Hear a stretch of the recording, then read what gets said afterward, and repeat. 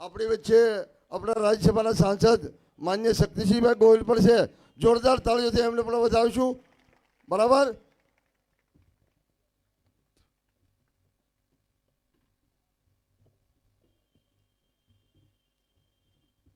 આપણે ખેડૂતોએ ટેલર ખરીદવું હોય તો 2.5 લાખનું ટેલર હોય તો એની અંદર હું તમને કહું 14% એટલે તમે હિસાબ ગણો એનો. ખાતરના ભાવ અત્યારે ક્યાં પહોંચ્યા? 300-400 ના ડીએપી ના ભાવ અત્યારે 1300 ઉપર. ઉરિયાના ભાવ ક્યાંય પહોંચ્યા? દવાઓના ભાવ ક્યાંય પહોંચ્યા? એટલે મારો કહેવાનો ભાવાર્થ કે ગુજરાત હોય કે આપણો દેશ હોય એમાં ખેડૂતો માટેની સરકાર આ છે નહીં. છેલ્લા વર્ષોમાં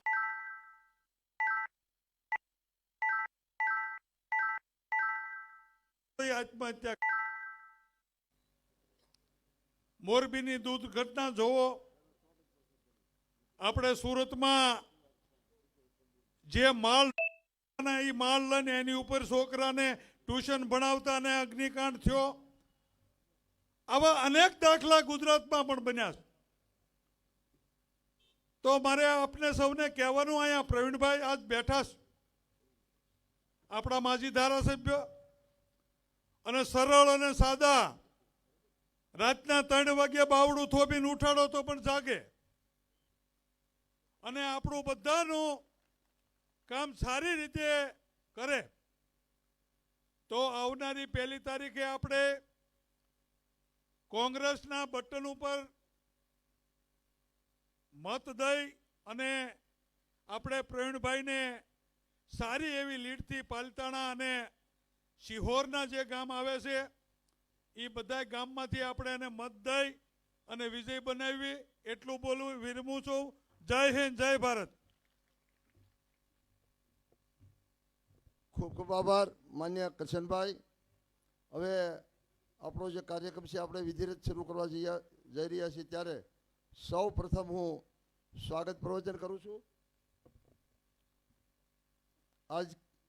आज के पावन प्रसंग में अपने बीच अपने मेहमान और छत्तीसगढ़ के सीएम माननीय भूपेश बघेल जी अपनी वच्चे अपना सौનું ભાવનગરનું ગૌરવ અને આપણા સૌના નેતા અને રાજ્યસભાના સાંસદ અને એઆઈસીસીના સેક્રેટરી એવા માન્ય શક્તિસિંહજી ગોહિલ સાહેબ, આપણી વચ્ચે જિલ્લા કોંગ્રેસ સમિતિના અધ્યક્ષ માન્ય રાજભા, આપણી વચ્ચે મેહુરભાઈ, માન્ય નાનુભાઈ વાઘાણી, આપણા 102 પાલીતાણાના લોકલાડીલા ઉમેદવાર માન્ય પ્રવીણભાઈ રાઠોડ, અને બહોળી સંખ્યામાં બધા જ મહેમાનો અને આપ સૌ મિત્રો. હવે મહેમાનોનું સૌ પ્રથમ આપણે પુષ્પાર્થી સ્વાગત કરશું. ત્યારે હું શહેર કોંગ્રેસ અને તાલુકા કોંગ્રેસના બંને પ્રમુખોને વિનંતી કરું કે આપણા મુખ્યમંત્રી માન્ય ભૂપેશ બઘેલજીને પુષ્પહારથી સ્વાગત કરશે. જોરદાર તાળીઓથી આપણે વધાવીશું. ચાલો.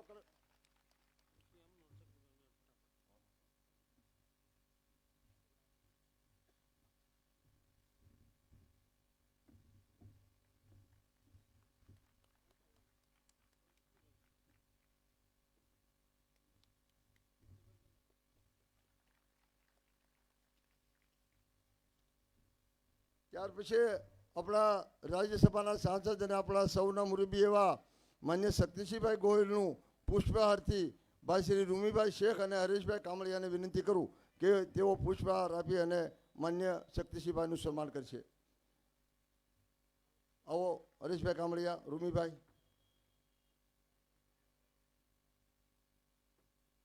જોરદાર તાળીઓથી આપણે વધાવીશું. ત્યાર પછી જિલ્લા કોંગ્રેસના પ્રમુખ માન્ય રાજભા ગોહિલનું હું યુસુફભાઈ સમાને ઓમદેવસિંહજીભાઈ સરવૈયાને વિનંતી કરીશ કે તેઓ બંને ઓમદેવસિંહભાઈ સરવૈયા એક આવી અને માન્ય રાજભાનું પુષ્પહારથી સ્વાગત કરશે. ઓમદેવસિંહભાઈ સરવૈયા, ઝડપથી આવજો. ત્યાર પછી આપણી વચ્ચે પૂર્વ જિલ્લા કોંગ્રેસ સમિતિના પ્રમુખને આપણા સૌના નેતા એવા મેહુરભાઈ લવતુકા પણ છે, ત્યારે હું જયરામભાઈ રાઠોડને વિનંતી કરીશ કે તેઓ પુષ્પગુચ્છ આપીને માન્ય મેહુરભાઈ લવતુકાનું સ્વાગત કરશે. ત્યાર પછી કોળી સમાજના પ્રમુખ અને આપણા સૌના નેતા એવા કરશનભાઈ વેગડનું વિનુભાઈ ગોહિલને વિનંતી કરીશ કે તેઓ આવી અને ભાઈ શ્રી કરશનભાઈ વેગડનું પુષ્પાર્થી સ્વાગત કરીશ. ઝડપથી વિનુભાઈ આવો. આપણી વચ્ચે નાનુભાઈ વાઘાણી, હું અમાનત બાપુને વિનંતી કરીશ કે તેઓ આવશે અને માન્ય નાનુભાઈ વાઘાણીનું પુષ્પહારથી સ્વાગત કરશે. જોરદાર તાળીઓથી વધાવીશું આપણે બધા મિત્રો.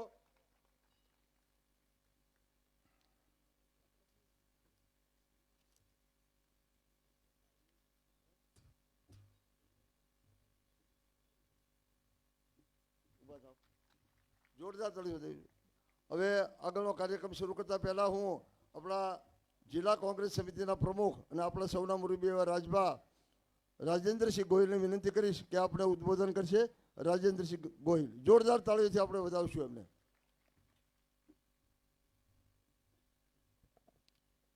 આજની આ સભામાં પાલિતાણા મુકામે ઉપસ્થિત આપણે છત્તીસગઢના મુખ્યમંત્રી મુરબ્બી વડીલ બઘેલ સાહેબ, આપણા જ ભાવનગર જિલ્લાના આપણા સૌના લોકલાડીલા અને રાજ્યસભાના સદસ્યભાઈ મુરબ્બી ભાઈ શ્રી શક્તિભાઈ, આપણા ઉમેદવાર ભાઈ શ્રી પ્રવીણભાઈ, મંચસ્થ પર બેઠેલ તમામ આગેવાનો, સામે બેઠેલા વડીલો અને યુવાનો, આજે 1 ડિસેમ્બરના રોજ મતદાન થવા જઈ રહ્યું છે, ત્યારે એમાં કોંગ્રેસ આ વખતે આપણે પ્રવીણભાઈને મતદાન કરવાનું છે અને જે આપણા શક્તિ હોય એ પ્રમાણે આપ સૌ ગામડેથી પધાર્યા છો એ બધા આપણા ગામમાં પૂરેપૂરું મતદાન કરાવો એવી હું આપ સૌને આ તકે વિનંતી કરું છું. આપણે સામે જોઈએ છીએ ભાજપ છે અને ભાજપમાંય આપને ખબર છે કે પ્રવીણભાઈ એકલા છે અને સામે આપણે પાંડવોમાં 5 પત્ની હતી એમ આ ભાઈને 2 પતિ છે, એટલે એમને કામ કરવામાં અને આમાં કામ કરવામાં કેટલો ફરક છે એ આપ સૌ સમજો છો. આપ સૌને મતદાન કરવા માટે નમ્ર વિનંતી કરી વિરમું છું. જય હિન્દ, જય ભારત.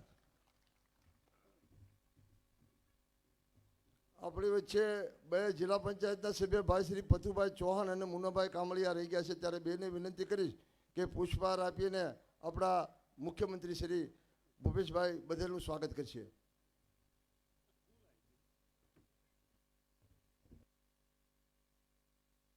જોરદાર તાળીથી આપણે વધાવીશું. મહિલા મોરચાના પ્રમુખ બેન ભાવનાબેન છે, ત્યારે એમને પણ વિનંતી કે પુષ્પગુચ્છ આપીને આપણા શક્તિસિંહભાઈનું ફૂલહારથી સ્વાગત કરશે.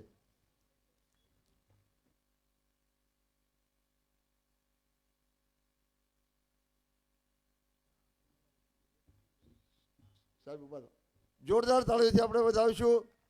હવે હું આપણા 102 પાલિતાણા વિધાનસભાના લોકલાડીલા ઉમેદવાર માન્ય પ્રવીણભાઈ રાઠોડને વિનંતી કરું કે તેઓ આપણે ઉદ્બોધન કરશે. પ્રવીણભાઈ રાઠોડ.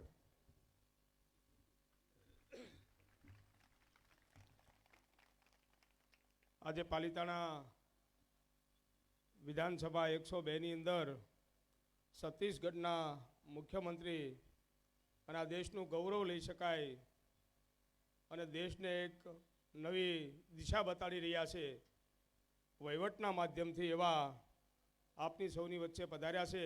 આપને સૌને બળ પૂરું પાડવા માટે, કોંગ્રેસ પક્ષને મજબૂત બનાવવા માટે એવા આપણા સૌના આદરણીય મુખ્યમંત્રી એવા છત્તીસગઢના બઘેલ સાહેબ, આપણા જિલ્લાનું ગૌરવ અને આપણું સૌનું ગૌરવ રાજ્યસભાની અંદર સમગ્ર રાજ્યના પ્રશ્નોને હંમેશા વાચા આપતા હોય, આપણે આ નાનામાં નાની વાતને વાચા આપતા હોય ને એવા આપણા સૌના આદરણીય એવા શક્તિસિંહજી ગોહિલ સાહેબ અહીંયા ઉપસ્થિત, ભાવનગર જિલ્લા કોંગ્રેસ સમિતિના પ્રમુખ ભાઈ શ્રી રાજેન્દ્રસિંહ, પૂર્વ ધારાસભ્ય ભાઈ શ્રી નાનુભાઈ વાઘાણી સાહેબ, આપણા સૌના વડીલ મુરબ્બી એવા કરશનભાઈ વેગડ સાહેબ, જિલ્લા કોંગ્રેસ સમિતિના પૂર્વ પ્રમુખ આદરણીય મેહુરભાઈ લવતુકા સાહેબ, અહીંયા ઉપસ્થિત સમગ્ર જિલ્લામાંથી પધારેલા સૌ આગેવાનો, વિસ્તારમાંથી પધારેલા સૌ કાર્યકર્તાઓ, આગેવાનોનો હું હૃદયપૂર્વક આભાર વ્યક્ત કરું છું અને આવકારું છું. સાથોસાથ જ્યારે આપણને સૌને એક કોંગ્રેસ પક્ષ મજબૂત બને, આ રાજ્યની અંદર એક નવું શાસન આવે, આપણું સૌનું શાસન આવે, ખેડૂતોનું શાસન આવે, એમના માટે અહીંયા આપણને એક બળ પૂરું પાડવા માટે પધાર્યા છે, ત્યારે હું એમને પણ હૃદયપૂર્વક આવકારું છું અને અભિનંદન પાઠવું છું. વધારે વિશેષ વાત નહીં કરતા, પણ સમગ્ર રાજ્યની અંદર આપણે સૌએ જોઈએ એમ બહુ સ્થિતિ ખરાબ છે. જ્યારે સત્તામાં બેઠેલા લોકો ક્યાંક ને ક્યાંક પ્રજાના હિતમાં કામ નથી કરતા, પ્રજાનું અહિત કરી રહ્યા છે, ત્યારે સમગ્ર રાજ્યની અંદર તમામ વર્ગના લોકો આજે આંદોલન કરી રહ્યા છે. ખેડૂતો આંદોલન કરે, કર્મચારીઓ આંદોલન કરે, આંગણવાડીની બહેનો આંદોલન કરે, ત્યારે આવી સ્થિતિ ગુજરાતની અંદર નિર્માણ થઈ છે. એને હટાવવાનું કામ આપણે સૌ કોંગ્રેસના કાર્યકર્તાઓ સાથે મળીને કરીએ. 1 ડિસેમ્બરે મતદાનનો દિવસ છે, ત્યારે આપ સૌ કોંગ્રેસ તરફી મતદાન કરીને સમગ્ર રાજ્યની અંદર કોંગ્રેસનું શાસન આવે અને આપણું સૌનું શાસન આવે, એમના માટે સૌ પ્રયત્નો કરીએ એટલી અભ્યર્થના સાથે વિરમું છું. અસ્તુ. જય હિન્દ. સરસ, ખૂબ ખૂબ આભાર પ્રવીણભાઈ. હવે આપણે જેને સાંભળવા છે અને જેને લાવો લેવો છે એવા આપણા સૌના નેતા અને રાજ્યસભાના સાંસદ માન્ય શક્તિસિંહજીભાઈ ગોહિલ સાહેબને વિનંતી કરું. જોરદાર તાળીઓથી આપણે એમને વધાવીશું. શક્તિસિંહભાઈ ગોહિલ સાહેબ.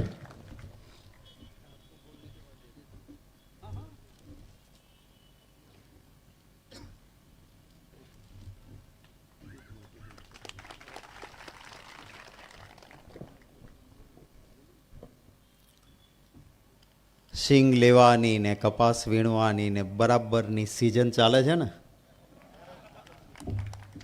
અને આવી સિઝન વચ્ચે પણ તમે સવારમાં, ને અમે 11 કીધું હોય તો તમે માન્યું હોય 12:30 વાગે સભા શરૂ થશે, અને અમે આવી ગયા બરાબર 11 વાગે.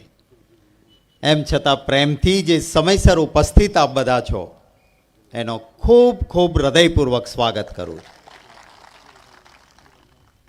આપણી વચ્ચે એક એવા મહેમાન કે જે જનનેતા છે, અને છત્તીસગઢમાં તમે જઈને જુઓ, મેં તો જોયું છે, કોઈ અહંકાર નહીં. મુખ્યમંત્રીનો બંગલો એ જનતાનો બંગલો છે એમ માનીને એના દરવાજા ખુલ્લા રાખે.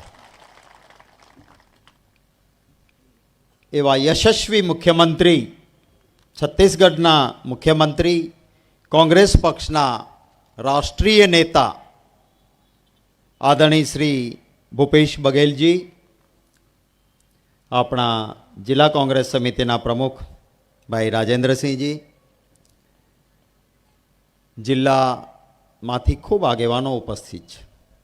પ્રદેશ કોંગ્રેસ સમિતિના ઉપપ્રમુખ ભાઈ શ્રી કરશનભાઈ વેગડ, ભાઈ મેહુરભાઈ, ભાઈ શ્રી નાનુભાઈ, અહીં આપણા સૌના લાડીલા ઉમેદવાર, હું આપને સૌને વિનંતી કરું છું કે મતદાર છે ને, એ મતદારને પણ પોતાનો એક વોટ હોય છે ને, કે મારો પ્રતિનિધિ કેવો છે. કોંગ્રેસ પક્ષે અહીંયા ઉમેદવાર જે આપ્યા છે આપણા પ્રવીણભાઈ રાઠોડ, એના માટે એક મત વિસ્તારનો વ્યક્તિ કોલર ઊંચો રાખીને કહી શકે કે આ એ ઉમેદવાર છે. અહેમદભાઈ પટેલની ચૂંટણી વખતે રાજ્યસભાની ભાજપવાળાનો ખરીદ વેચાણ સંઘ સક્રિય થયો હતો, યાદ છે ને? પહેલા 5 કરોડ, પછી 7 કરોડ, 15 કરોડ, અને છેલ્લા દિવસો આવ્યા ત્યારે 25 કરોડ રૂપિયા કોંગ્રેસના ધારાસભ્યને, અને એમ કે આવો ને પાછા ટિકિટ આપશું, મિનિસ્ટર બનાવશું. આપણે ગૌરવથી કહી શકીએ કે આ પ્રવીણ રાઠોડ પાસે લાખો કરોડો રૂપિયા નથી, પણ એ માણસ વેચાયા નહીં, અને અહેમદભાઈની ચૂંટણીમાં અડીખમ રહ્યા. એટલે મતદાર પણ કહી શકે કે મેં એને મત આપ્યો છે જેને ભાજપનો ખરીદ વેચાણ સંઘ ખરીદી નથી શક્યો, એવા પ્રવીણ રાઠોડને અમે મત આપ્યો છે. થોડીક તકલીફ છે એને, એટલે કદાચ વોટ ને નોટ બે આપવું પડે એવું છે. 5 પૈસા આપણા ઘરના ખર્ચીશું, 5 વર્ષ સુધી એ માણસ આપણી સેવામાં ઊભા રહેશે. મારી આ વાત લોકો સુધી લઈને આપ જજો એવી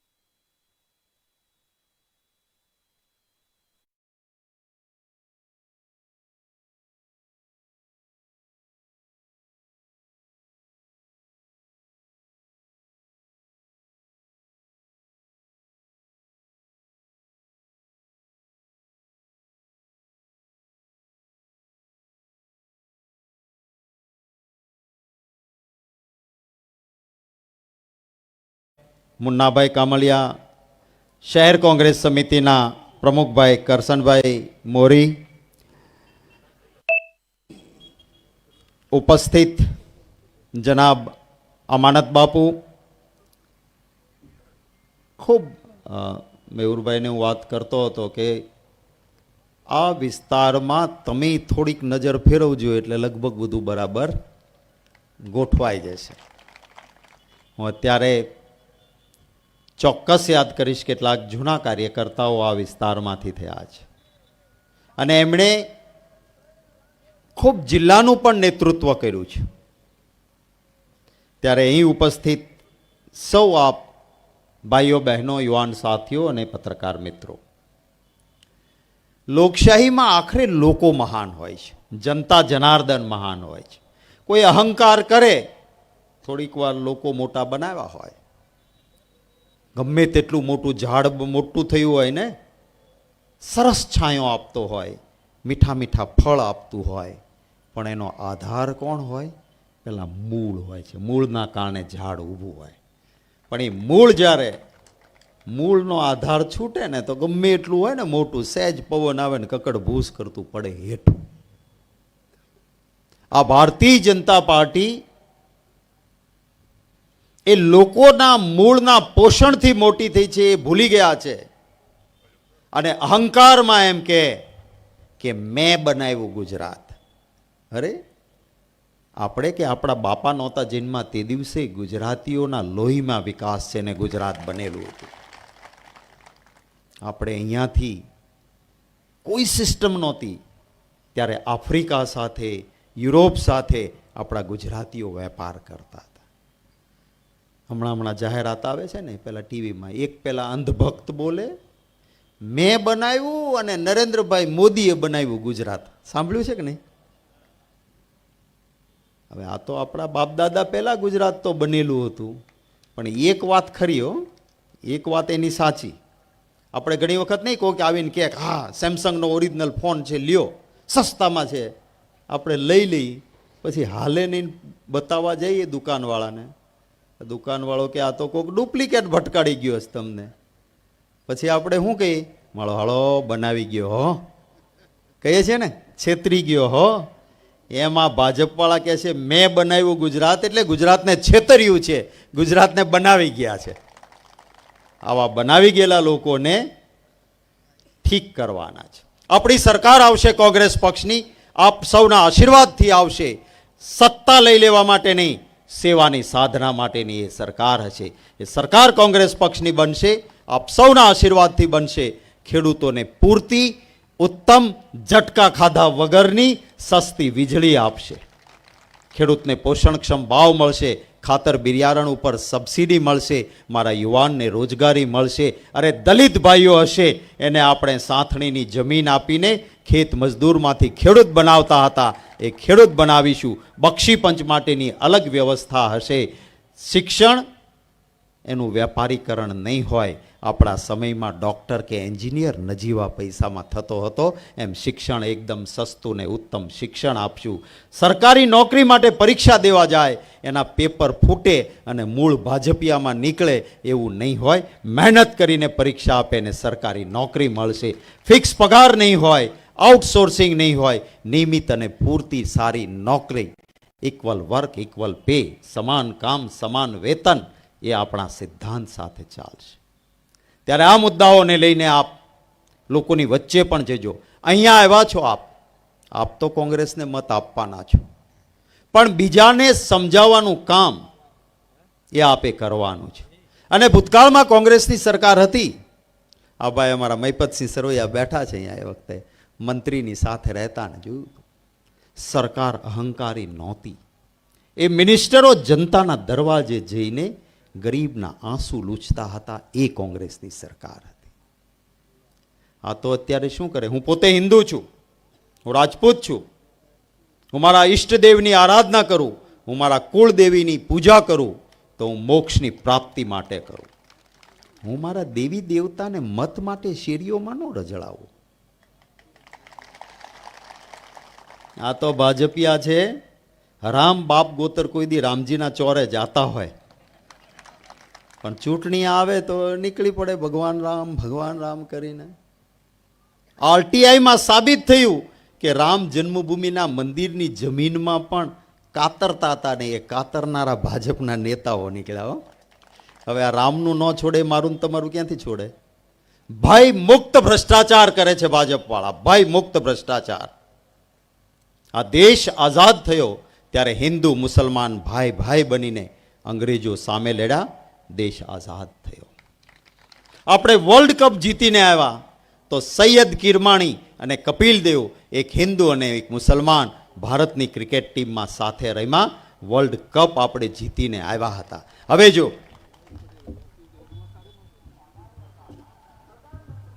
હવે જો આપણે રાષ્ટ્રનું હિત ઈચ્છતા હોઈએ તો દેશમાં ધર્મના નામે ભેદભાવથી નહીં ચાલે, ભાષાના નામથી અંદરો અંદરની લડાઈથી નહીં ચાલે, પ્રાંતના નામે અંદરો અંદર લડાઈથી નહીં ચાલે. મઝહબ નહીં સિખાતા આપસ में बैर रखना, हिंदी है हम वतन है हिंदुस्तान हमारा. આ રાખવું પડશે. અને એટલે જ રાહુલ ગાંધીજી 155 દિવસ 3500 કિલોમીટર ભારત જોડો યાત્રા લઈને નીકળ્યા છે, જેમાં બધાને સાથે લે છે. ત્યારે આપણે આમને ઓળખવા પડશે. એ ન હે રામ કે, એ ન હે રહીમ કે. આને તો રામ નો મરે તોય ભલે ને રહીમ નો મરે તોય ભલે, એના મતનું તરભાણું ભરે એમાં જ રસ છે હો. એટલે એને ઓળખી લઈએ. પંજાના નિશાન પર ભારે સંખ્યામાં મતદાન થાય. એક નિષ્ઠાવાન અને પ્રમાણિક પ્રવીણભાઈ રાઠોડ જેવો વ્યક્તિ વિધાનસભામાં હશે, એ આ વિસ્તારનું કલ્યાણ કરશે. આપ સૌને વિનંતી છે કે એના માટે મજબૂતીથી કામ કરજો. હું ખાસ કરીને આપણા છત્તીસગઢના મુખ્યમંત્રી, યશસ્વી મુખ્યમંત્રી ભૂપેશ બઘેલ સાહેબનો હૃદયપૂર્વક આભાર માનું છું કે એણે આપણી વચ્ચે આવવાનું આપણું આમંત્રણ સ્વીકાર્યું. એટલી બધી જવાબદારીઓ વચ્ચેથી એમણે કહ્યું કે નહીં, ભાવનગર જિલ્લામાં હું ચોક્કસ તમને એક આખો દિવસ આપીશ. એ માટે એમનો ખૂબ હૃદયપૂર્વક આભાર માનું છું. આપ સૌને શુભેચ્છાઓ પાઠવીને વિરમું છું. જય હિન્દ. કોંગ્રેસ. સરસ, ખૂબ ખૂબ આભાર માન્ય શક્તિસિંહજી ગોહિલ સાહેબનો. હવે આપણી વચ્ચે ભારતીય જનતા પાર્ટીને ઝાકરો આપીને આપણી વચ્ચે જે મિત્રો ભળી રહ્યા છે, જેમના નામ હું અહીં બોલીશ અને અહીંથી ખેસ પહેરાવીને એનું સ્વાગત કરવામાં આવશે. ભાઈ શ્રી દેવશીભાઈ વિરાસ.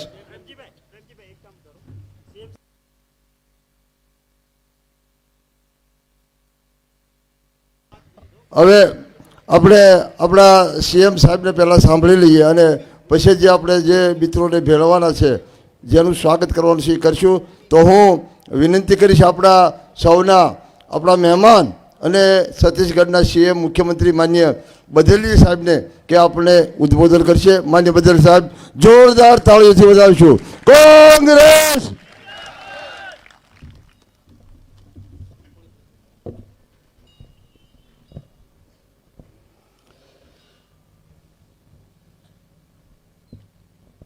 चुनावी सभा में उपस्थित हमारे अखिल भारतीय कांग्रेस कमेटी के महामंत्री, दिल्ली के प्रभारी भाई शक्ति सिंह गोहिल जी, हमारे राज्यसभा सदस्य भाई करसन भाई, प्रवीण भाई राठौर, जिसके प्रचार में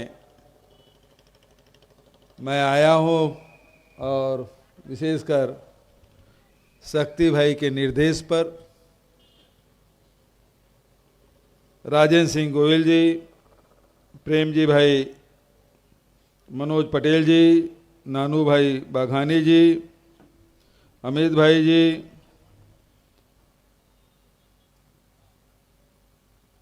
ओमदेव सिंह सरवैया जी, भावना बहन, मुन्ना भाई कामलिया, करण सिंह मुरी, पत्तू भाई सुहाना, अमानत जी, सभी उपस्थित देयों, सज्जनों, युवा साथियों, पत्रकार मित्रों, आप सबको मैं प्रणाम करता हूं, आप सबको नमन करता हूं। भावनगर कल रात से मैं आया हूं। तब से मैं सोच रहा था ये धरती महाप्रभु वल्लभाचार्य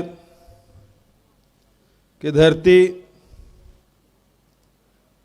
और इससे हमारा एक नाता है कि छत्तीसगढ़ में महाप्रभु वल्लभाचार्य का जन्म चंपारण में हुआ, छत्तीसगढ़ में हुआ। तो एक रिश्ता हम लोगों के बीच में, और फिर इस जिले का नाम भावनगर। तो अनेक भाव हमारे जीवन में हैं।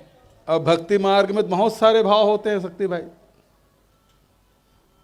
जिसमें सखा भाव भी है, दास भाव भी है, वात्सल्य भाव भी है। तो ये तो भावों की नगरी है। प्रेम और भाईचारा का भाव,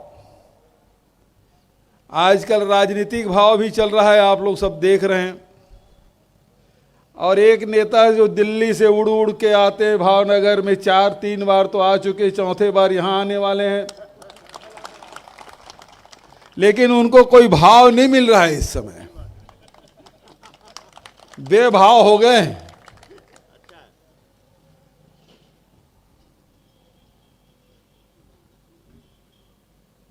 आदरणीय साथियों,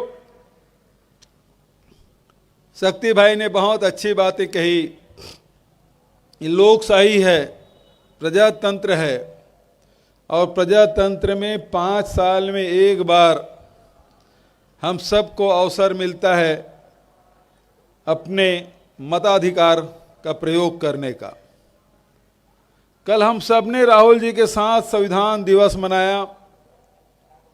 बाबा साहब अंबेडकर की जन्मस्थली महू मध्य प्रदेश में मैं उनके साथ था। उनकी सभा हुई और उसके बाद मैं इंदौर रवाना हुआ और इंदौर से फिर भावनगर आया। वो संविधान अधिकार देता है कि राजा हो या रंक, अमीर हो या गरीब, देश का राष्ट्रपति हो या गांव का मजदूर हो, सबके वोट की कीमत एक है। ये संविधान ने हमको दिया है। हमको अपने सरकार चुनने का हक है, और इसलिए प्रजातंत्र में मतदाता ही सबसे ताकतवर, और यही मतदाता है जो किसी को अर्थ में बिठा दे, किसी को फर्श में पटक दे। बड़े बड़े सुरमाओं को चुनाव हारते हमने देखा, और आम जनता के बीच का कोई व्यक्ति विधानसभा और लोकसभा में भी जाते हमने देखा है। यह आपकी ताकत है। और मतदाता को कोई प्रभावित करता है तो वो कांग्रेस का कार्यकर्ता है। और ये जो चुनाव है, ये लड़ाई कांग्रेस की लड़ाई नहीं है, ये लड़ाई शक्ति भाई की भी नहीं है, ये लड़ाई प्रवीण भाई की भी नहीं है, ये लड़ाई आप सब की है, क्योंकि सरकार आपको चुननी है। और जब आप कोई बात तय कर लें तो फिर कोई आपको डिगा नहीं सकता। आदरणीय साथियों, आप विवेकवान हैं, और ये जो चुनाव हो रहा है इसमें फैसला करना है। आप अपने लिए फैसला करिएगा, दूसरों के लिए फैसला मत करिए। मैं आपसे सवाल कुछ करना चाहता हूं, क्या आपके प्रदेश में, देश में महंगाई है कि नहीं? महंगाई है। पेट्रोल का भाव बढ़ा हुआ है, डीजल का भाव बढ़ा हुआ है, रसोई गैस की कीमत बढ़ी हुई है, केरोसिन के भाव बढ़ा हुआ है। पहले जब 400 रुपया था ना शक्ति भाई, तो स्मृति ईरानी जी, हेमा मालिनी जी गैस सिलेंडर लेके बैठती थी।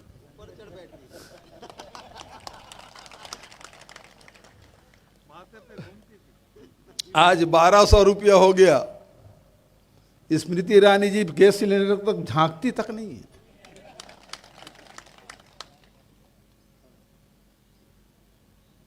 आपको ये रेट तय करना है, पेट्रोल का, डीजल का, गैस का। यदि रसोई गैस की कीमत बढ़ती है तो आपका घरेलू खर्च बढ़ जाता है। डीजल का भाव बढ़ता है तो आपकी खेती के उत्पादन लागत में वृद्धि हो जाती है। आपके डीएपी यूरिया की कीमत बढ़े तो आपके लागत मूल्य में वृद्धि हो जाती है और फिर आपको घर चलाना मुश्किल होता है। महंगाई को यदि कम करना है, वो ताकत गुजरात सरकार की नहीं, वो दिल्ली सरकार की नहीं, ये ताकत यदि किसी में है तो गुजरात के महान जनता के हाथ में है। तो आप अपनी ताकत पहचानिए। अभी बेरोजगारी की बात हो रही है। कितनी बेरोजगारी, हमारे नौजवान लड़के लड़कियां पढ़ लिख के तैयार हैं, कॉलेज पढ़ लिए हैं, पीएचडी कर लिए हैं, डॉक्टरेट कर लिए हैं, लेकिन उनको कोई रोजगार नहीं मिल रहा है। क्यों? जो जितने भी सरकारी नौकरियां हैं, देश में 14 लाख पद खाली है, रेलवे में भर्ती बंद है, केंद्रीय कार्यालयों में पद खाली है लेकिन भर्ती नहीं हो रही है। गुजरात में परीक्षा हो तो पेपर लीक हो जाता है, लेकिन क्या कारण है कि जहां जहां भारतीय जनता पार्टी की सरकार है वहीं पेपर लीक होता है। गुजरात में पेपर लीक हो रहा है, उत्तर प्रदेश में पेपर लीक हो रहा है, हिमाचल प्रदेश में हुआ, मध्य प्रदेश में हुआ। सारे घोटाले, भर्ती घोटाले इन्हीं के राज में। ऐसा क्यों होता है? क्योंकि योग्य व्यक्ति को नहीं चाहते, वो अपने पिट्ठुओं को भरना चाहते हैं, अपने लोगों को भरना चाहते हैं। यदि आपको रोजगार दिया किसी ने तो कांग्रेस की सरकारों ने दी। व्यवस्था इस प्रकार से की गई कि सभी सरकारी पद में भी विभाग बढ़ाए गए ताकि आपके बच्चों को नौकरी मिल सके। सार्वजनिक उपक्रम इसलिए बनाए गए कि आपके बच्चों को नौकरी मिल सके, रोजगार मिल सके। लेकिन इस सरकार में क्या हुआ? इस सरकार में इंडियन ऑयल बिक गया, रेलवे प्लेटफॉर्म, रेलवे पटरी वो भी बिक रहे हैं, एयरपोर्ट बिक रहे हैं, एयर इंडिया बिक रहे हैं। तो सारी चीज बिक जाएगा तो फिर आपके बच्चों को नौकरी कहां मिलेगी? फिर आपको नौकरी मिलना नहीं है। भारतीय जनता पार्टी की सरकार में आपसे केवल पैसा निकालने का काम किया जाता है और कुछ चंद मुट्ठी भर लोगों के जेब में डालने का काम होता है। कांग्रेस की सरकार जब भी हुई है तो आम व्यक्ति के, जनता को ताकतवर बनाने का काम किया है, आपको अधिकार संपन्न बनाने का काम किया है, आपको मजबूत बनाने का काम हुआ है, आपके आय में वृद्धि करने का काम किया गया है। मैं तो गुजरात की धरती को प्रणाम करता हूं,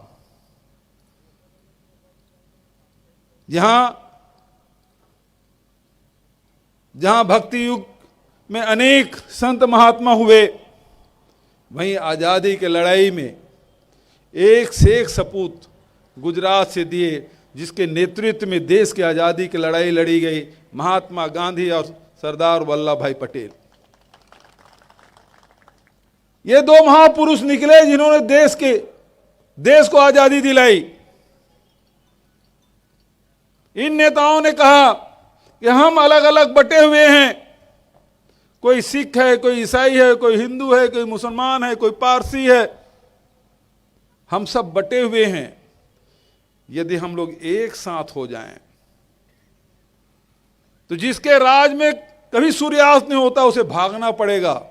और ये काम महात्मा गांधी के नेतृत्व में सरदार वल्लभ भाई पटेल, पंडित जवाहरलाल नेहरू, मौलाना अबुल कलाम आजाद, तमाम नेताओं ने एक साथ एक मंच पे आकर सबको एक सूत्र का नारा दिया, एक सूत्र में पिरोया और देश आजाद हुआ।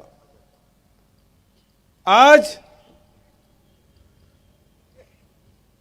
वही बात राहुल जी कह रहे हैं कि जो बात देश के आजादी के लिए जरूरी था, देश के नवनिर्माण के लिए, देश को आर्थिक रूप से, सामाजिक रूप से मजबूत बनाने के लिए हम सब का एकत्रित होना जरूरी है। हमको बंटने की जरूरत नहीं, बांटने की जरूरत नहीं। बांटने से हमको नुकसान हुआ, हमारे बच्चे बेरोजगार हुए, हमको महंगाई की मार मिली। लेकिन साहब, गुजरात ने और 4 लोग दिए, पहले तो 2 लोग दिए थे आप लोगों ने, जो देश की आजादी कराई। महात्मा गांधी, सरदार वल्लभ भाई पटेल, बाद में 4 लोग और आए। वो 4 लोग ये हैं, 2 बेचने वाले हैं और 2 खरीदने वाले। पूरे देश की संपत्ति को बेच रहे हैं, कुछ नहीं बचा। मैं एक बार अभी महाराष्ट्र गया था और महाराष्ट्र में एक कार्यक्रम हुआ जिसमें एनसीपी के नेता भी साथ में थे। तो उन्होंने कहा कि आप सब ये बताते हो, भाजपा वाले कहते हैं कि 70 साल में कांग्रेस ने क्या किया, और कांग्रेसी लोग बताते हो कि हमने सड़कें बनाई, स्कूल बनाया, कॉलेज बनाया, आईआईटी बनाया, आईआईएम बनाया, एयर स्पेस बनाया, रेलवे स्टेशन बनाया, एयरपोर्ट बनाया। तो उन्होंने कहा ये बोलना बंद करिए, क्योंकि जितना आपने बनाया था सबको बेच रहे हैं, और जो नहीं जानते उसको भी बताएंगे तो वो भी बेच देंगे। तो इसलिए भैया बोलना बंद करो कि आपने 70 साल में क्या किया। तो आज आवश्यकता ये है कि आम जनता के जेब में पैसा जाए, मजदूरों के जेब में, किसानों के जेब में, गौपालकों के जेब में, युवाओं की जेब में, व्यापारियों के जेब में पैसा जाए। और ये काम हमारे छत्तीसगढ़ में कांग्रेस की सरकार कर रही है। आज छत्तीसगढ़ में सबसे ज्यादा यदि धान की कीमत है तो छत्तीसगढ़ में है। इस साल 2640 रुपये में, समर्थन मूल्य तो 2000 है, हम 2640 रुपया। सबसे ज्यादा तेंदुपत्ता कीमत छत्तीसगढ़ में, सबसे ज्यादा गन्ना की कीमत छत्तीसगढ़ में। और तो और साहब, आम जनता की जेब में पैसा जाए इसके लिए 2 रुपये किलो में गोबर और 4 रुपये लीटर में गौमूत्र खरीदने काम कर रहे हैं। गोबर बेच के लाखों रुपया कमा रहे हैं। कोई सोचा है? हम अनाज बेचते हैं, लाइन लगाए रहते हैं, आड़ती के दरवाजे पे खड़े रहते हैं, वहां आज आपने धान बेचा, कल आपके खाते में पैसा। हमारे यहां भी धान कटाई चल रहा है, 1 नवंबर से धान खरीदी हमने शुरू किया। किसान संपन्न है, गौपालक खुशहाल हैं, मजदूर खुशहाल है। 7,000 रुपया हम लोग सालाना देते हैं, देश में कहीं नहीं मिलता मजदूरों को। प्रधानमंत्री तो 6,000 किसान सम्मान निधि दे रहे हैं, हम मजदूरों को 7,000 रुपया सालाना दे रहे हैं। तो यदि आप यहां अभी सरकारी कर्मचारियों की बात कर रहे थे शक्ति भाई, ओल्ड पेंशन स्कीम चाहते हैं सारे कर्मचारी। वाजपेयी जी की सरकार थी, एनपीएस लागू किया।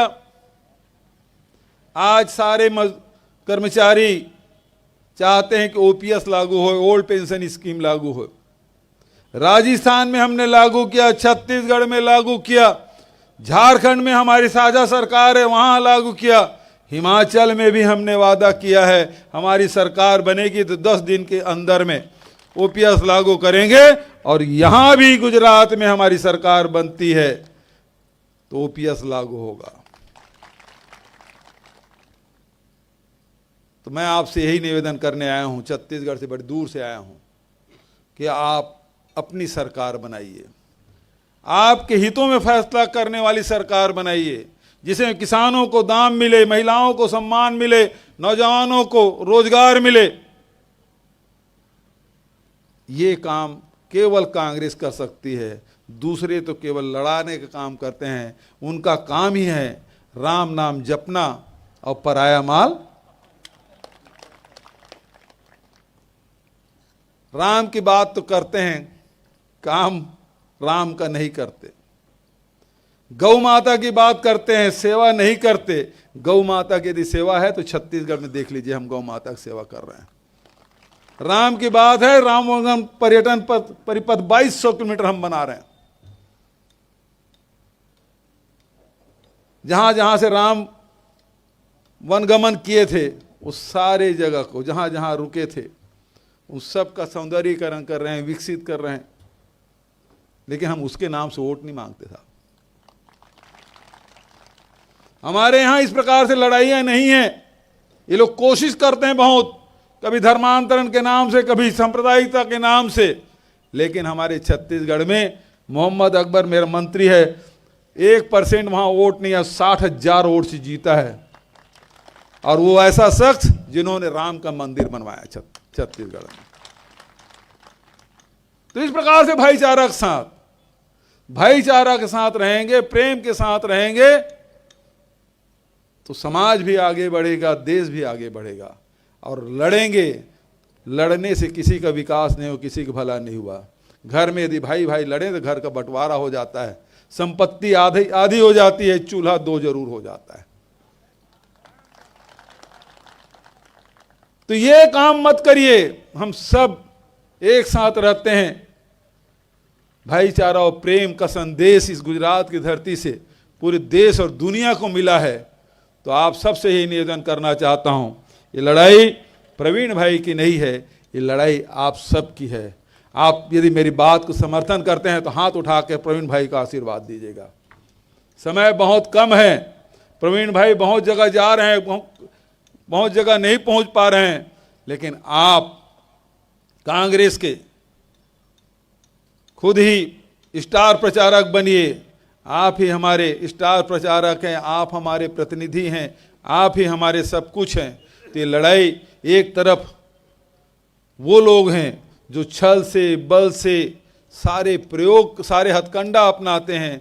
दूसरे तरफ सच्चाई के रास्ते में, प्रेम के रास्ते में, भाईचारा के रास्ते में चलने वाले लोग हैं जो आपकी लड़ाई लड़ना चाहते हैं। एक बार आप प्रवीण भाई को लड़ाइए, जिताइए। विधानसभा में 5 साल आपके लिए लड़ाई करेगा। चाहे किसान हो, नौजवान हो, महिला हो, चाहे बच्चे हो, मजदूर हो, गरीब हो, सबकी लड़ाई लड़ेगा। मैं यही निवेदन आप सबसे करने आया हूँ। इन्हीं शब्दों के साथ आप सबको प्रणाम करते हुए अपनी बात समाप्त करता हूँ। धन्यवाद। जय हिंद, जय सौराष्ट्र, जय गुजरात, जय छत्तीसगढ़, जय हिंद। સરસ, ખૂબ ખૂબ આભાર માન્ય મુખ્યમંત્રી શ્રીએ આપણને ખૂબ ટૂંકા સમયમાં પણ ખૂબ સારી વાત કરી, સૌને આહ્વાન કર્યું, બધાએ ઊંચા હાથ કરીને પ્રવીણભાઈને પણ આહ્વાન કર્યું છે। ત્યારે આપણી વચ્ચેથી એમને માન્ય શક્તિભાઈને ને એને તળાજા બીજો કાર્યક્રમ હોવાથી આપણી વચ્ચેથી એ રજા લે છે। પણ આપણે સૌએ અહીંયા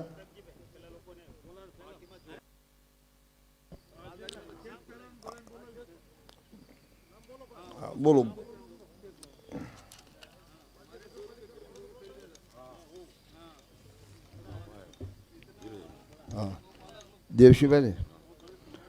દેવશીભાઈ વિરાજ જેઓ પાલિતાણા નગરપતિના પૂર્વ પ્રમુખ હતા, એમને વિનંતી કરું કે તેઓ અહીંયા આવશે, જેમણે ભારતીય જનતા પાર્ટીને જાકારો આપીને આપણી વચ્ચે ઘણા બધા કાર્યકર્તા સાથે જોડાય છે। ત્યારે હું માન્ય શક્તિભાઈને, માન્ય બદલજી સાહેબને વિનંતી કરું કે તેઓ ખેસ પહેરાવીને એમનું સ્વાગત કરશે।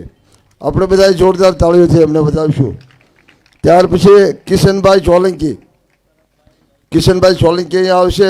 એ પણ ભાજપને રામ રામ કરીને આપણી વચ્ચે જ્યારે આવી રહ્યા છે ત્યારે આપણે એમને પણ જોરદાર તાળીઓથી વધાવીશું। એમનું પણ ખેસ પહેરાવીને માન્ય શક્તિભાઈ અને માન્ય બદલજી સ્વાગત કરશે। આપણે બધાય જોરદાર તાળીઓથી વધાવીશું. તાળીઓ પાડો ભાઈ. સરસ, ખૂબ ખૂબ આભાર. હવે આમ આદમી પાર્ટીમાંથી પણ ઘણા બધા મિત્રો કોંગ્રેસમાં જોડાઈ રહ્યા છે, ત્યારે હું ફિરોઝશાહ પઠાણ, ભાઈ શ્રી પોપટભાઈ વિરાજ, ગિરીશભાઈ દાનાભાઈ ચુડાસમા અને નિયામતભાઈ ખાન પઠાણ આ લોકો આવશે, જેઓ આમ આદમી પાર્ટીને સાકરો આપીને રામ રામ કરીને આપણી વચ્ચે આવી રહ્યા છે. ત્યારે હું માન્ય શક્તિભાઈ અને બધેલજીને વિનંતી કરું કે તેઓ એને ખેસ ફેરાવીને સ્વાગત કરશે.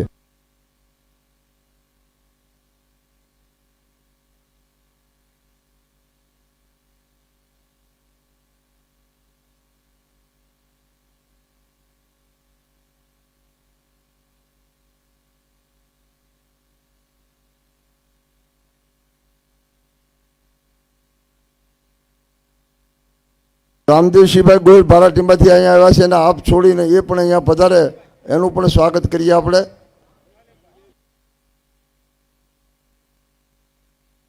ડુંગરપુરથી સાલમભાઈ એ પણ પાર્ટીને રામ રામ કરીને આપણી વચ્ચે આવે છે, એમનો પણ ખેસ ફેરવીને આપણે સ્વાગત કરીશું. જોરદાર તાળીઓથી વધાવીશું. ધીમે ધીમે ઉતાવળ ના કરો, બધાનું સ્વાગત કરવામાં આવશે.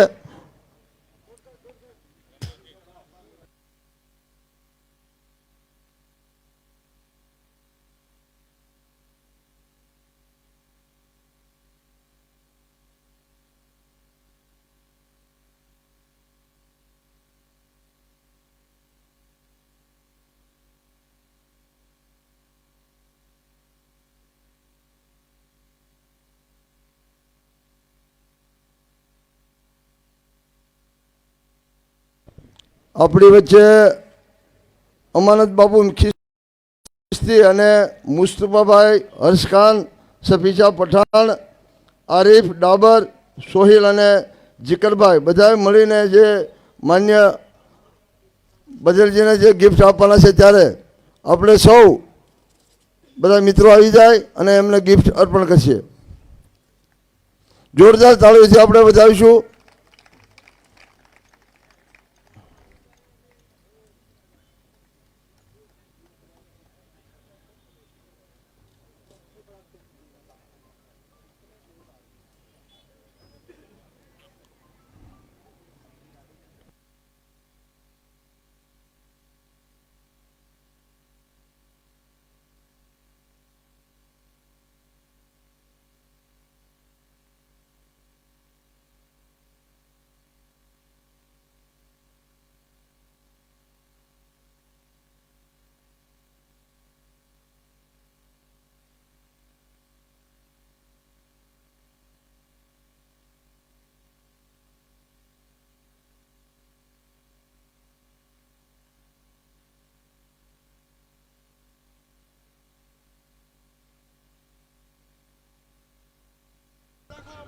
બધા જ મિત્રોને વિનંતી, અહીંયા જમવાની વ્યવસ્થા આપણા કાર્યાલયની બાજુમાં કરી છે.